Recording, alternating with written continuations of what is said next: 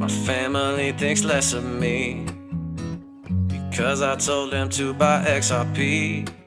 And all my friends quit texting me, cause all I talk about's the SEC. When the price rose, it was just like ecstasy, but then it crashed so unexpectedly.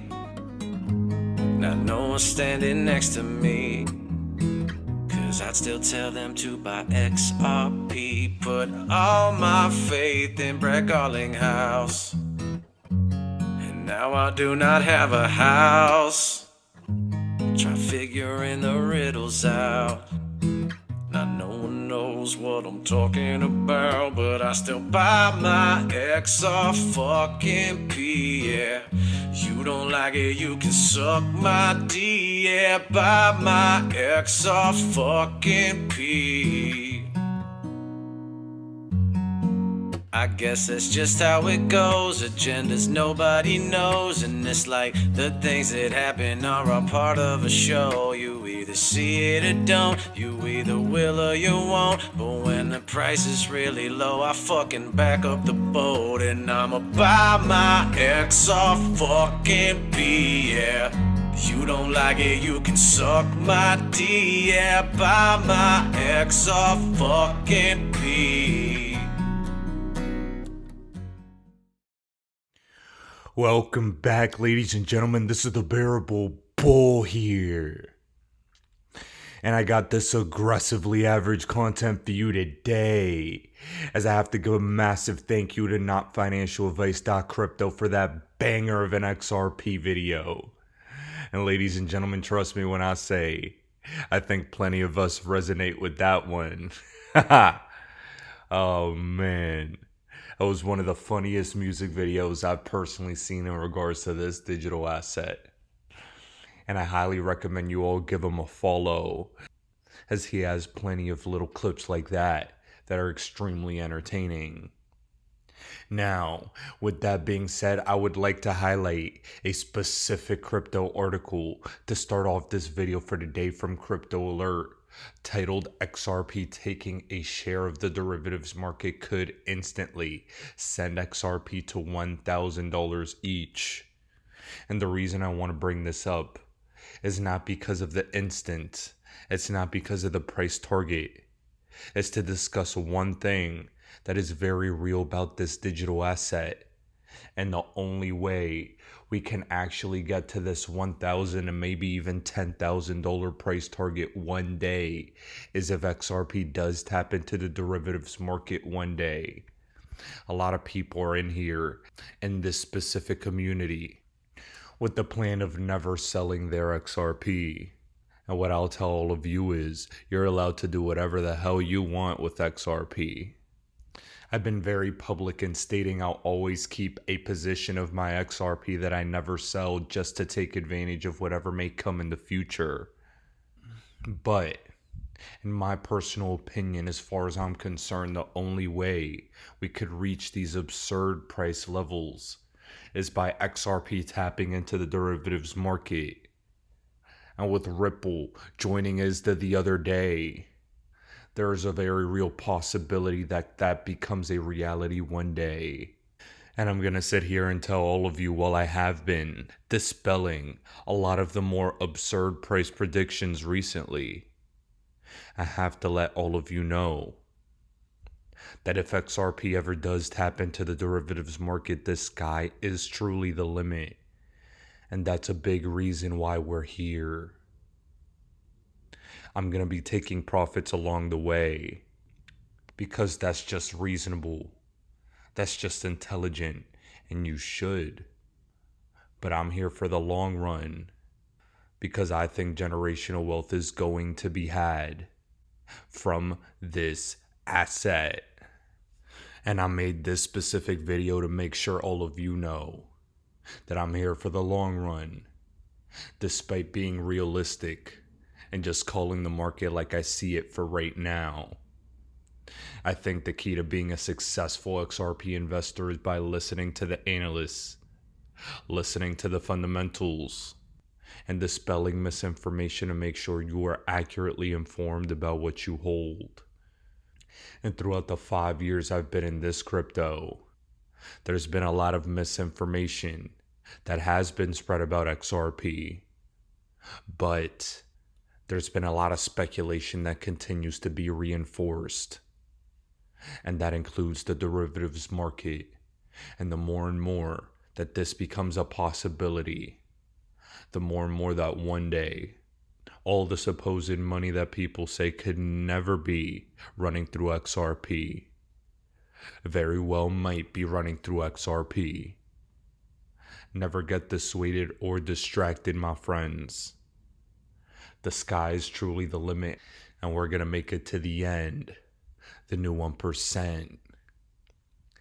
Now, guys, to cap off this video for today, I have quite a few clips from the BRICS Summit that I believe are going to better inform you to what is going to happen over the next year and a half, over the next few years, in regards to the world stage.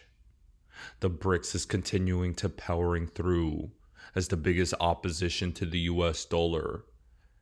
And while I don't think the dollar is going to go away this year, even next, and while I don't think the dollar is going to weaken its position as the world reserve currency this year, or even next, it's going to happen this decade as far as I'm concerned. Stay the course, stay informed, and remember that we're on the right path. Ladies and gentlemen, this is the Bearable Bull here. Thanks for tuning in. As always, I appreciate every single one of you. Now I'll be back tomorrow with another video. Dale, good to see you and welcome to We on Wild is One. There is speculation that China is pushing for a BRICS grouping to take on the West or even G7. What do you make of that statement? And is there any truth to that? So it's a great question, Eric. Great to be back on with you again. You know, there is some that are suggesting that Xi Jinping is not trying to outcompete America in the existing liberal international order that is dominated by the U.S., but that he wants to change it into a more Sino-centric one. Of course, I don't think anyone who's seeing this necessarily agrees. I think it absolutely is a competition. And I believe that you yourself pointing out that India has also raised concerns. The fact that BRICS, which was established founded in 2009, right, already with Brazil, Russia, India, China, and South Africa alone accounts for more than 40% of the global population. And with Saudi Arabia applying, of course, you have Iran, Algeria, Egypt, Argentina, Indonesia, UAE, as you mentioned, all also applying for membership, that this is only set to expand.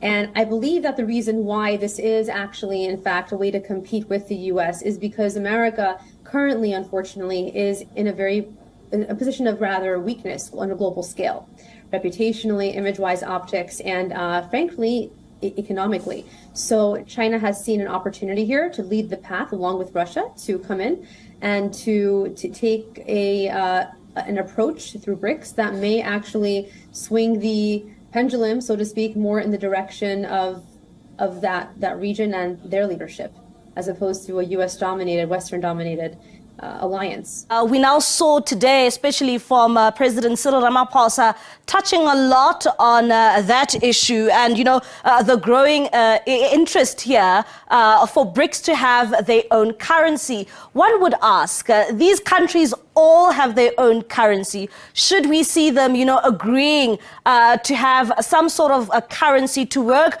between these nations? How does that look like? How will that work? So I do believe that that's still underway. They're still discussing on how a BRICS currency would look like, what they would call the R5. But then I do believe that in the meantime, they're also having talks towards using or dissolving the dominance of the dollar in trade and bilateral trade and many of the monetary corporations throughout the world. So what this means is you have countries now opting for their local currencies in terms of trade and investment as compared to using the dollar, because with the de-dollarization is a bit more complex, and it would need time as to how it will be backed up, what commodities would back it up, how it would work, would it be convertible? So I do believe that would need more research and a clear framework on how that would work. But at the same time, I do believe what is possible now is for them to work with their local currencies. And of course, this will benefit many nations, especially developing nations. It is for this reason that South Africa continues to advocate for an open and rules-based global governance, trade, financial, and investment system.